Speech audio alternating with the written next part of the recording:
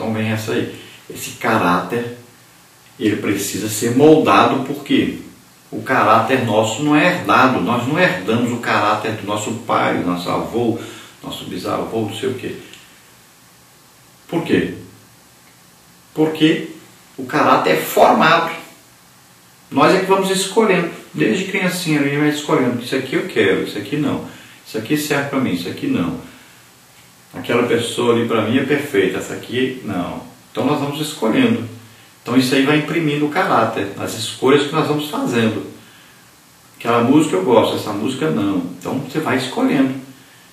Então vai ser impresso o caráter. E a personalidade é o resultado desse caráter impresso. Como nós vamos agir com o caráter que foi impresso. Agora, o cristão, ele nasceu de novo. Então ele morreu para isso. Para os seus iniciais anos, né? Esse caráter que ele teve, que foi impresso nele. Suas escolhas. Agora, se ele nasceu de novo, ele vai ter agora como escolher. Eu quero isso aqui que é bom.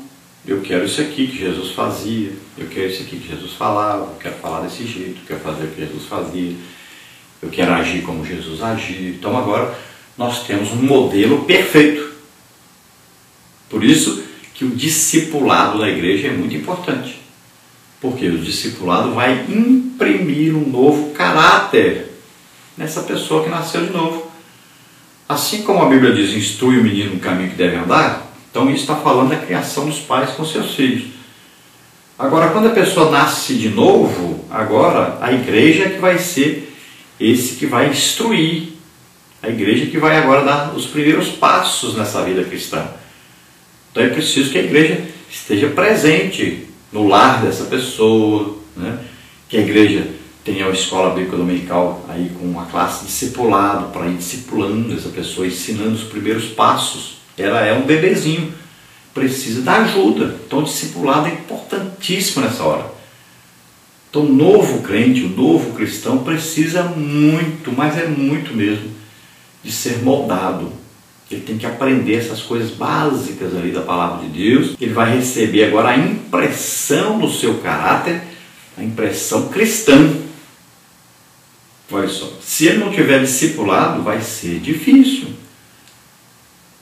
A menos que ele se interesse, né? E vá ler a Bíblia, vai orar, vai procurar imitar Jesus. Mas se ele não tiver essa intenção, essa boa intenção, se ele não se esforçar, então ele não vai ser um bom cristão. Não vai poder ser usado por Deus, não vai poder ser uma bênção para o mundo. Porque ele não foi moldado, né? Então nós temos que ter esse discipulado. Todos precisam participar desse discipulado. Eu dei aula há muitos anos na classe de discipulado e eu procurava na igreja. Quem não aprendeu ainda as coisas básicas do Evangelho e você quer participar da classe do discipulado? Muitos irmãos foram para a classe de discipulado e ficaram muito satisfeitos, porque não tinham passado por isso. Então eles foram aprender as coisas básicas do Evangelho, que foi o que? Necessário para que eles pudessem mudar os seus caráteres. Então tenha sempre na sua igreja aí essa classe discipulado. Essa classe você pode colocar todos os novos convertidos. Você pode falar assim: olha, a classe está começando agora. Todos que têm menos de 1 ano de crente, então você vai participar dessa classe. Todos que forem aceitando a Jesus participam dessa classe. Todos aqueles que têm aí por volta de 12 anos, 11 anos, 12 anos, vão participar dessa classe. Todos que querem participar também, que não aprenderam as coisas básicas e querem participar, também podem participar. Então você cria uma classe muito boa, até grande, de pessoas que vão agora aprender o básico aí. Quem é o melhor professor para essa classe discipulado? O melhor professor é o pastor. É o melhor professor dessa classe. Então se você quer criar 2 classes, classe feminina, classe masculina, coloque lá, mulher, o pastor da outra classe.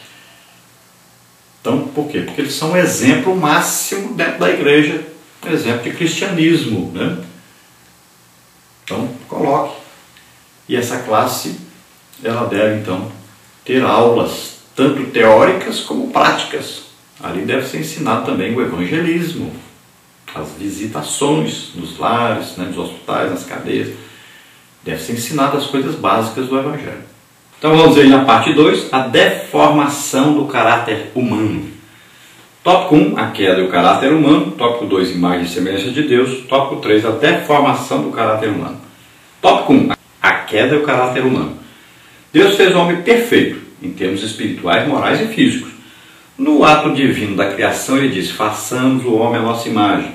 Gênesis 1, 26. Fomos criados à imagem e semelhança do Criador. Logo, não podemos nos esquecer que refletimos a glória divina. Se tivermos um caráter santo, Deus será louvado por intermédio de nossas ações. Temos que entender que o homem, Adão, foi criado perfeito. Então, Adão tinha o Espírito Santo nele. Então, ele foi criado perfeito. Era um homem extremamente inteligente, com a saúde perfeita, e todo dia conversava com Deus, tinha intimidade com Deus. Foi criado perfeito. Então Adão peca e perde essa imagem e semelhança com Deus. Então nós nascemos na terra, não nascemos como Adão nasceu, não nascemos perfeitos. Nós nascemos herdando uma semente maligna que veio de Adão, que é a semente do pecado. Não nos parecíamos com Deus quando nascemos na terra. Então nós vamos ter que morrer para o pecado, morrer para essa vida parecida com Adão, morrer para o nosso pai Adão, da família de Adão. Nascemos para a família de Deus, sermos parecidos com Jesus. Então quando fala imagem e semelhança, quer dizer que a essência do ser humano se parecia com Deus.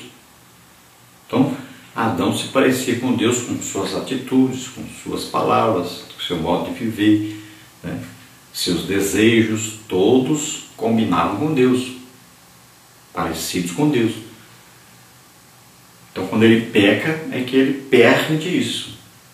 Imagem e semelhança nunca vai pensar que Deus se parece conosco, nosso cabelo, nossa pele, nada disso. Isso aí são características físicas. Deus é espírito, lembre-se disso.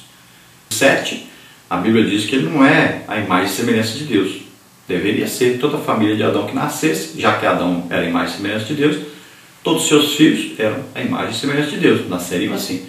Mas quando o 7 nasce, você pode olhar o que está escrito na Bíblia.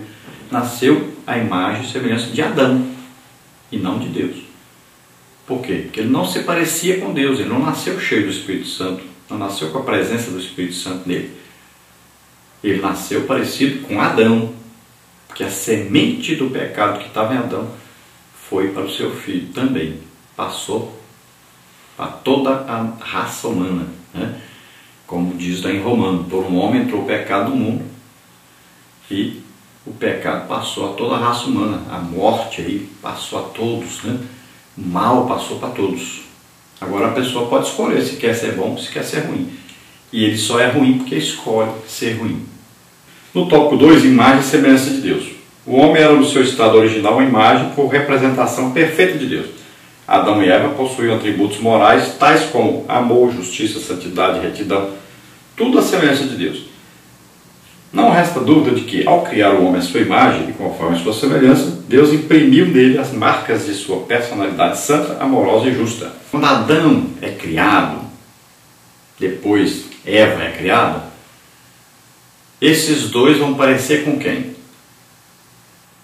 A única pessoa que eles conversavam era com Deus. Então, eles iam ter o quê? Um caráter de Deus, uma personalidade de Deus. Eles eram parecidos com Deus. Então, quando eles pecam, agora eles perderam essa imagem e semelhança de Deus. Eles perderam esse caráter moldado por Deus, essa personalidade que vinha de Deus. Então agora eles vão se parecer com quem deu para eles a semente, que é Satanás. Então eles perderam aquela qualidade de vida que eles tinham antes. Então olha só, o pecado entrou no mundo. E com ele veio o quê? A morte, as doenças, veio aí as divisões, as guerras, tudo que é coisa ruim, entrou através do pecado. Então o homem agora, o ser humano, Adão e Eva agora, vão ser diferentes. Tanto é que seus filhos, Abel e Caim, foram diferentes. Um puxou para o lado de Satanás mesmo, não é? Cometeu primeiro homicídio. E o outro, não. Ele olhou e escolheu o lado bom. Escolheu servir a Deus. Então ele escolheu as coisas melhores que tinha Adão e Eva. Adoração a Deus, servir a Deus, entregar a vida para Deus. Já o outro filho escolheu o lado ruim de Adão e Eva. Olha só. Duas pessoas, as duas primeiras pessoas do mundo, aí, que nasceram filhos de Adão e Eva, já nasceram completamente diferentes. Já nasceram e já escolheram qual caminho seguir. Veja bem. Criados ali, não tinha outra influência. Então um já escolheu o lado bom e o outro escolheu o lado mau. Caim escolheu o lado mau, perverso, homicida. Abel escolheu o lado bom, o lado que era de Deus. Então veja só que numa mesma família, no início da criação, já houve essa grande diferença aí de caráter, de personalidade. No tópico 3 nós vemos aí a deformação do caráter humano. O homem foi criado perfeito em toda a sua constituição, espiritual e corpo, como está em 1 Tessalonicenses 5,23. Porém, quando o homem deu lugar ao diabo e desobedeceu a Deus, caiu da graça divina. A queda levou-nos a perder a semelhança moral com o Criador. Observa as consequências do pecado. Na letra A, aí nós temos no relacionamento com Deus. O pecado desfigurou o homem, cortando a ligação direta com o seu Deus. Porque todos pecaram e destituídos estão da glória de Deus. Romanos 3,23. O pecado passou a todos os homens, como está em Romanos 5,12, Salmos 51,5. As repercussões e alcance desse fato terrível de natureza espiritual têm sido sentidos ao longo da história. O pecado distanciou o homem de Deus e o levou a criar seus próprios deuses, segundo as suas malignas concupiscências, para agradar ao príncipe deste mundo. Toda religião que não tem Deus como Criador e Jesus Cristo, seu Filho, como Salvador, é instrumento do diabo para afastar o homem de Deus. O pecado veio que deformando o caráter cristão, o caráter de Deus nas pessoas. Então nós vamos ver que a partir do pecado, da entrada do pecado, o homem perdeu essa imagem e semelhança com Deus e foi se distanciando do próprio Deus. Veja bem que a primeira atitude de Adão e Eva quando pecaram, o que aconteceu? Se esconderam de Deus. Olha aí, o homem começa a se afastar de Deus. Todo dia tinha um encontro com Deus, para conversar com Deus. Nesse dia ele já não foi para o encontro. Ele já se escondeu. Então olha só, o homem pecado, o homem que vive distanciado de Deus, ele procura se esconder de Deus. Ele procura esconder o seu pecado, as suas atitudes. Ele precisa se esconder para não aparecer, para Deus não mostrar, não acusá-lo. Então ele se esconde, né? Então olha só, é isso que acontece. O pecado afasta o homem de Deus e corta esse relacionamento desse homem com Deus. Então o pecado faz divisão entre Deus e o ser humano. Então essa divisão precisa ser tirada, precisa ser quebrada. Então o pecado precisa ser o quê? Arrependido. Então a pessoa precisa reconhecer a primeira coisa, reconhecer que está em pecado. Segunda coisa, precisa pedir perdão, se arrepender e tomar uma firme decisão de não praticar mais esse pecado, de não viver mais nesse pecado, de mudar de atitude. Então o homem, quando está em pecado, ele cria para ele deuses, né? Cria para ele um modo dele viver independente de Deus, separado de Deus. E ele vai se auto-justificando, criando formas de dizer, eu fiz isso, eu mereço isso. É uma coisa que afasta cada dia mais o ser humano de Deus. Jesus diz que ele veio buscar pecadores, veio chamar pecadores ao arrependimento. Ele diz, necessitam de médico, não é os que estão com saúde, mas os que estão doentes. Então, enquanto a pessoa não se reconhecer como pecador, não tem como se aproximar de Deus. Por isso que nós pregamos o Evangelho E o Evangelho tem que falar o que é certo e o que é errado.